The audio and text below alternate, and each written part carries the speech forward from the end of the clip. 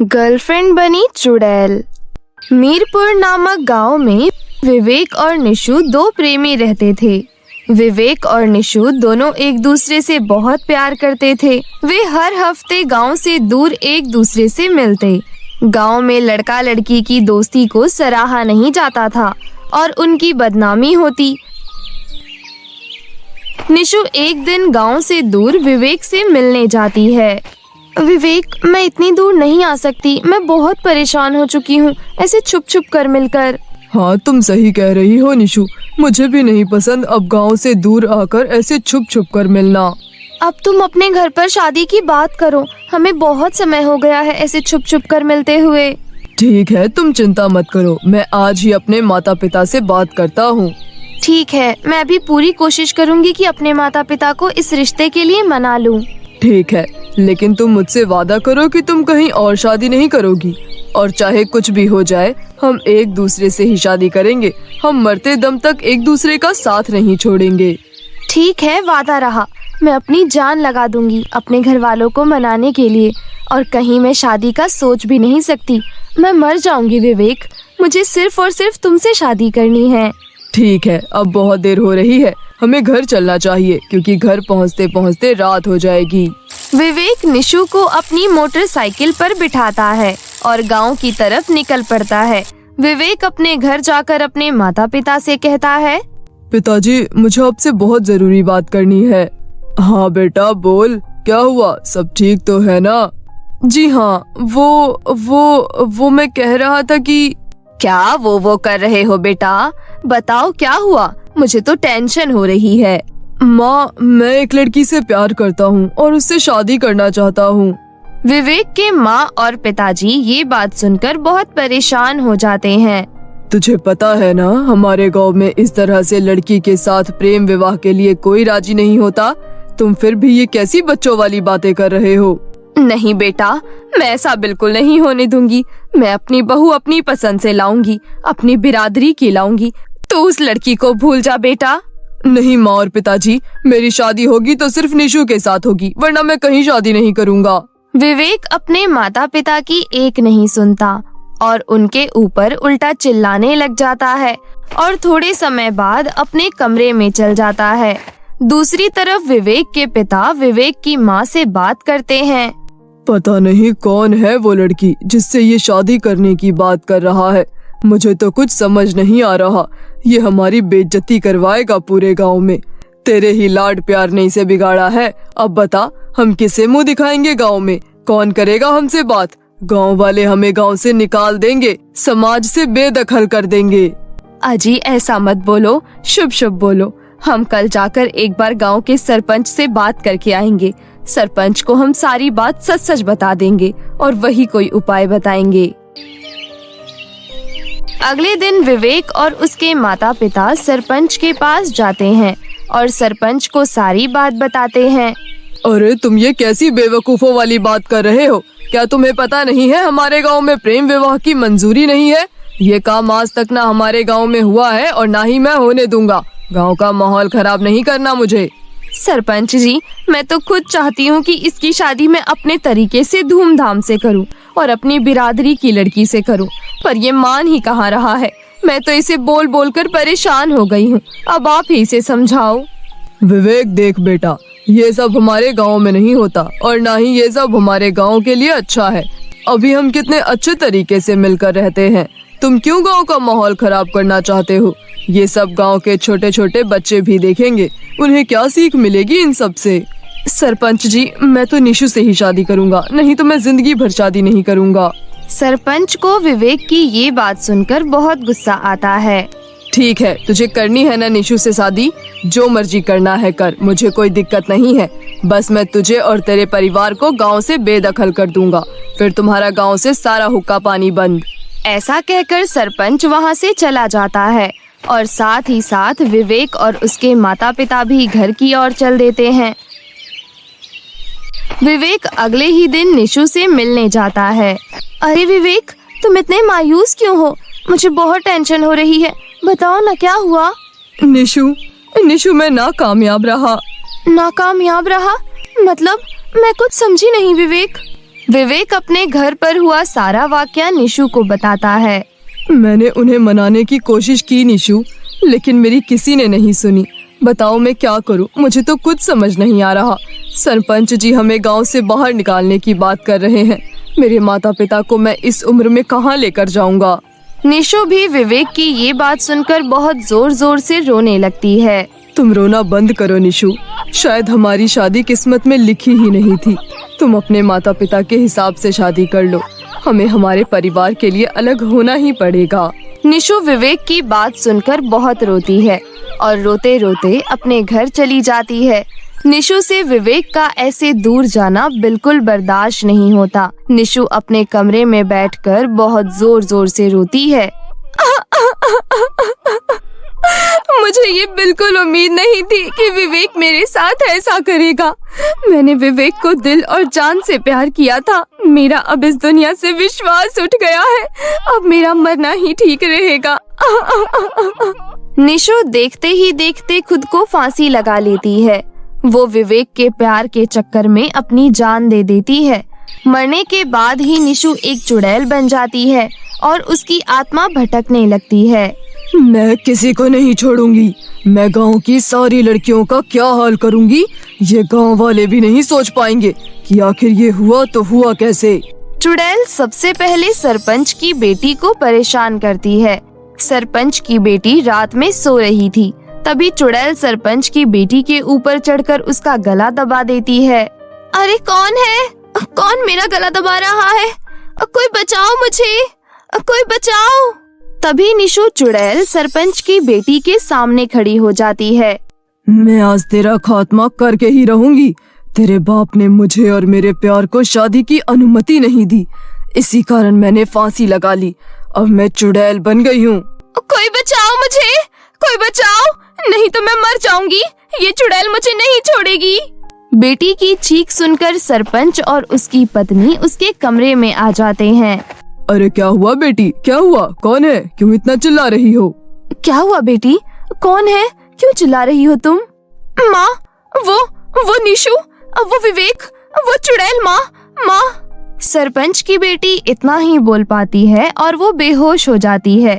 थोड़ी ही देर में सरपंच की बेटी को होश आता है और वो अपने माता पिता को सब बताती है, परंतु सरपंच उसकी बात को मजाक में लेता है।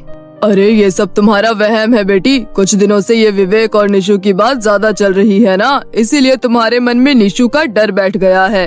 सरपंच अपनी बेटी की एक नहीं सुनता और उसे आराम करने के लिए कमरे में भेज देता है। कमरे में जाते ही निशु फिर से सरपंच की बेटी का गला पकड़कर उसे मार देती है। सरपंच की बेटी बहुत चीखती चिल्लाती है, पर कोई उसकी एक नहीं सुनता। तभी से आज तक निशु चुड़ैल गांव की सारी लड़कियों को परेशान करती है। शहर से कई मील दूर एक गांव के किनारे एक पुराना और जर्जर हो चुका स्कूल था, जिसे अब लोग भूतिया स्कूल के नाम से जानते थे। इस स्कूल की स्थापना एक समय में बहुत आदर्शवादी और समर्पित शिक्षिका रजनी देवी ने की थी। ये स्कूल शिक्षा का प्रमुख केंद्र था, जहां दूर दूर से बच्चे पढ़ने आते थे। लेकिन जैसे ही रजनी देवी की मृत्यु हुई, स्कूल में अजीब घटनाएं होने लगी। बच्चों के बीच अजीब किस्से फैलने लगे, जैसे किताबें अपने आप उड़ जाती थीं, दीवारों पर अचानक निशान उभर आते थे और कभी कभी बच्चों को ऐसा महसूस होता जैसे कोई अदृश्य हाथ उनकी गर्दन पर धीरे धीरे फिसल रहा हो। स्कूल का पिछला हिस्सा, जहाँ रजनी देवी की कक्षा थी, विशेष रूप से भूतिया माना जाता था। गाँव के बुजुर्ग बताते थे कि उन्हें रात के समय खिड़कियों के पास एक सफेद साया दिखाई देता था। इस स्कूल में बच्चों की हंसी की गूंज अब नहीं थी, बल्कि वहाँ सन्नाटा पसरा हुआ था। गांव वालों ने डर के मारे अपने बच्चों को वहाँ भेजना बंद कर दिया और धीरे धीरे स्कूल बंद हो गया। ऐसे ही कुछ समय बीत गया।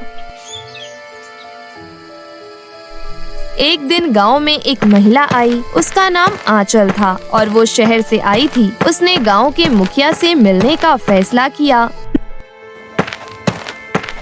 नमस्ते मुखिया जी, मेरा नाम आंचल है। मैं शहर से आई हूँ और यहाँ के बच्चों को पढ़ाने का उद्देश्य लेकर आई हूँ। मैंने सुना है कि यहाँ एक पुराना स्कूल है जो बंद हो चुका है। मैं उस स्कूल को फिर से शुरू करना चाहती हूँ। गाँव के मुखिया जी ने उसकी बात ध्यान से सुनी, लेकिन उनके चेहरे पर चिंता की लकीरें उभर आईं।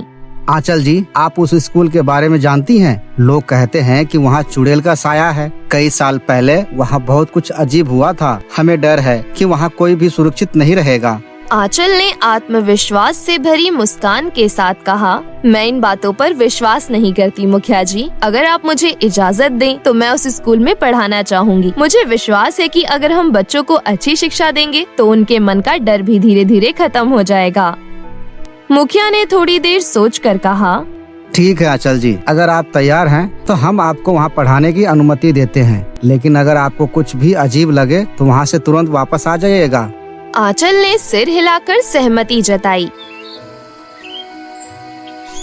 और अगले ही दिन से स्कूल की सफाई और मरम्मत का काम शुरू कर दिया। गांव वाले हैरान थे कि शहर से आई आंचल ने अकेले ही ये कठिन काम अपने ऊपर ले लिया। आंचल ने स्कूल के अंदर कदम रखा, लेकिन वहाँ का दृश्य देखकर वो थोड़ी चौंक गई। हर कोने में धूल की मोटी परत जमी थी, दीवारों पर पुराने जाले लटके थे और खिड़कियों के शीशे टूटे हुए थे। लेकिन आंचल ने खुद को संभाला और स्कूल को साफ करने का संकल्प लिया। आंचल ने झाड़ू उठाई और साफ सफाई शुरू कर दी। उसने पहले स्कूल के मुख्य कमरे को साफ किया और फिर धीरे धीरे बाकी कमरों की सफाई में जुट गई।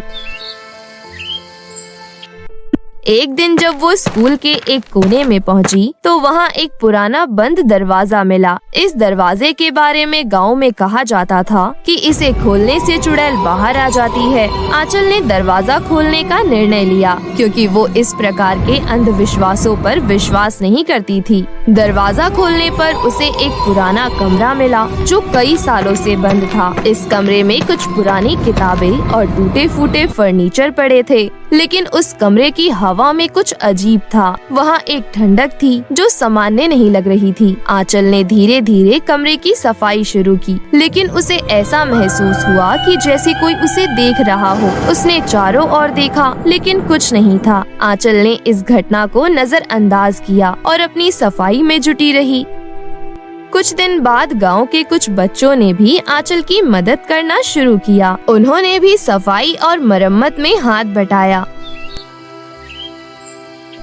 धीरे धीरे स्कूल की हालत सुधरने लगी और वो फिर से बच्चों की हंसी और शोर से गूंजने लगा। स्कूल के शुरू होने के बाद बच्चों ने पढ़ाई में दिलचस्पी लेना शुरू कर दिया, लेकिन जैसे ही 15 अगस्त का दिन करीब आने लगा, स्कूल में फिर से अजीब घटनाएं होने लगी। एक रात आंचल को स्कूल में देर तक काम करते हुए ऐसा महसूस हुआ कि जैसे कोई उसे देख रहा हो। वो अपने काम में व्यस्त थी, लेकिन तभी उसे कुछ अजीब सा महसूस हुआ। आंचल ने अपनी कुर्सी से उठकर चारों ओर देखा कि तभी अचानक खिड़की का एक पल्ला जोर से बंद हो गया। आंचल चौंक गई, लेकिन उसने खुद को संभालते हुए सोचा कि ये हवा के कारण हुआ होगा। उसने खिड़की को फिर से बंद किया और अपने काम में जुट गई।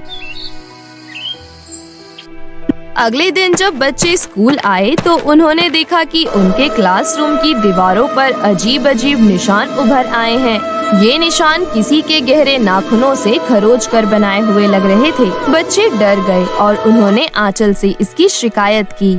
मैडम जी, दीवारों पर नाखूनों के निशान चुड़ैल ने बनाए हैं। हमने कहा था ना, यहाँ पर चुड़ैल रहती है। आंचल ने उन्हें समझाया कि शायद ये दीवार की पुरानी पपड़ी के गिरने से हुआ है और उन्हें डरने की जरूरत नहीं है। लेकिन अजीब घटनाओं का सिलसिला जारी रहा। बच्चों के बैग अचानक गायब हो जाते, किताबें अपने आप खुल जाती और कभी कभी बच्चों को ऐसा लगता जैसे कोई अदृश्य हाथ उनके बालों को छू रहा हो।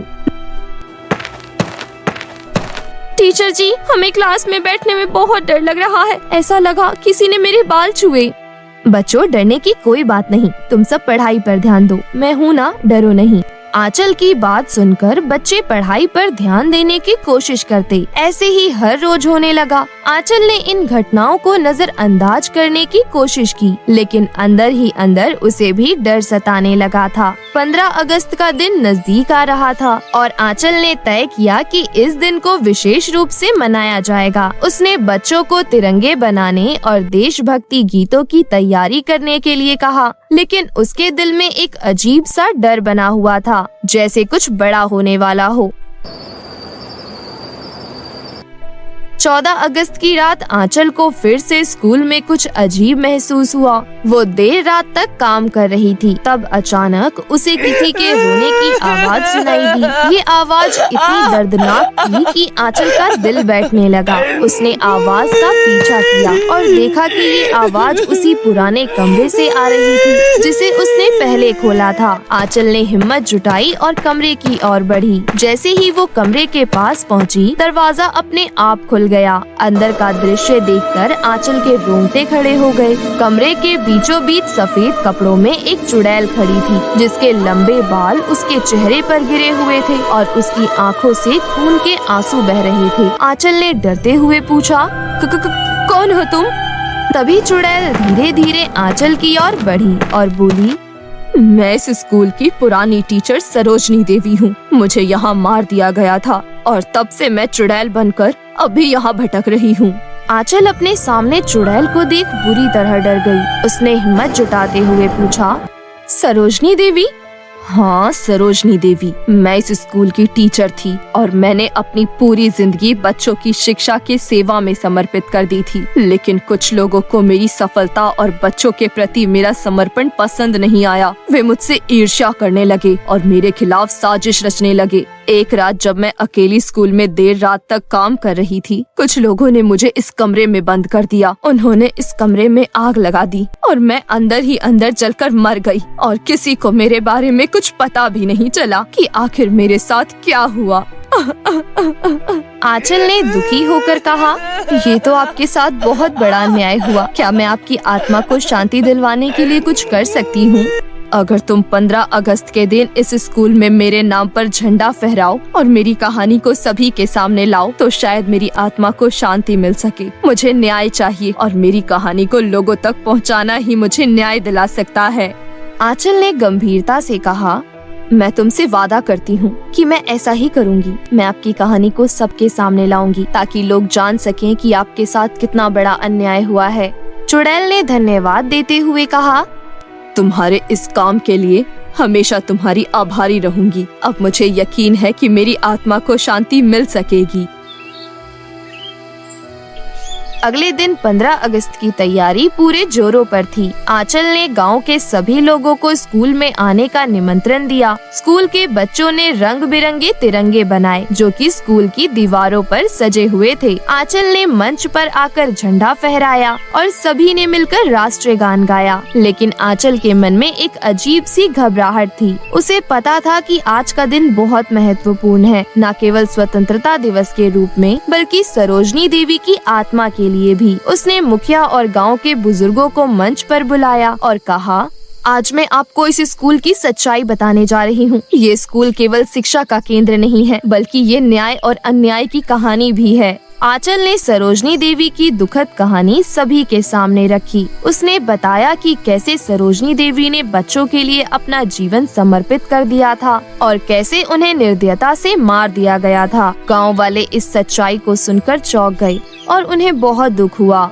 हमें इस बारे में पहले नहीं पता था। हमें बहुत दुख है कि हमारे गांव में इतना बड़ा अन्याय हुआ। हम सब मिलकर सरोजनी देवी जी की आत्मा के लिए प्रार्थना करेंगे और उन्हें न्याय दिलाने की कोशिश करेंगे। तभी वहाँ सरोजनी देवी चुड़ैल रूप में सबके सामने आई और आंचल से बोली, तुम्हारे इस नेक काम के लिए आंचल, मैं हमेशा तुम्हारी आभारी रहूंगी। अब मेरी आत्मा को शांति मिल गई है। ये कहते हुए सरोजनी देवी अचानक गायब हो गई और फिर दोबारा कभी नहीं दिखी। सभी गांव वाले भावुक हो गए और उन्होंने आंचल का धन्यवाद किया। बच्चों ने भी आंचल का आभार व्यक्त किया कि उन्होंने इस स्कूल को फिर से जीवित किया और एक निर्दोष आत्मा को न्याय दिलाने में मदद की। उस दिन के बाद से स्कूल में फिर कभी भी अजीब घटनाएं नहीं हुई। गांव के लोग नियमित रूप से स्कूल में आकर सरोजनी देवी जी के स्मारक पर फूल चढ़ाते और उनकी याद में प्रार्थना करते। आंचल ने बच्चों को और अधिक समर्पण के साथ पढ़ाना शुरू कर दिया और स्कूल फिर से गांव का प्रमुख शिक्षा केंद्र बन गया। गांव के लोग आंचल का बहुत सम्मान करने लगे, क्योंकि आंचल ने न केवल उनके बच्चों को शिक्षा दी बल्कि उनके गांव के एक बड़े अन्याय को भी उजागर किया। अब गांव के बच्चे बिना किसी डर के स्कूल में आते और पढ़ाई करते हैं। अब हर 15 अगस्त को गांव में एक विशेष आयोजन होता है। लोग मिलकर झंडा फहराते हैं, राष्ट्रीय गान गाते हैं और सरोजनी देवी जी की याद में एक विशेष प्रार्थना करते हैं। इस दिन को सरोजनी देवी की याद में समर्पित किया जाता है। आंचल के प्रयासों ने ये साबित कर दिया कि न्याय और सच्चाई की जीत हमेशा होती है। भले ही सरोजनी जी की आत्मा ने अपने साथ हुए अन्याय के लिए वर्षों तक संघर्ष किया, लेकिन आखिरकार उन्हें शांति मिल गई। गांव का स्कूल फिर से बच्चों की हंसी और ज्ञान की रोशनी से भर गया। इस तरह चुड़ैल का 15 अगस्त का दिन गाँव के लिए एक नया अध्याय लेकर आया, जो डर और अंधविश्वास को मिटाकर शिक्षा और न्याय की प्रेरणा देता है।